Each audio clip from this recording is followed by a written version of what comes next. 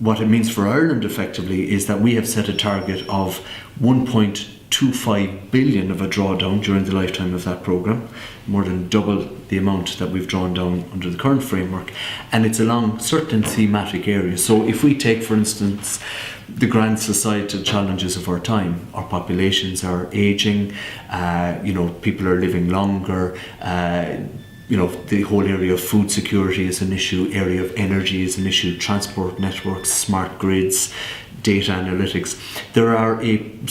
pillars of funding for which specific budget lines have been set up, and for which we are trying to get more industrial engagement along those funding pillars, basically getting small to medium enterprises to leverage for funding opportunities to create more innovation, to innovate in a way that allows them to create more products, more intellectual property, in a way that drives kind of collaboration then between academia, the state entities and industry, in a way that meets the grand societal challenges of our time.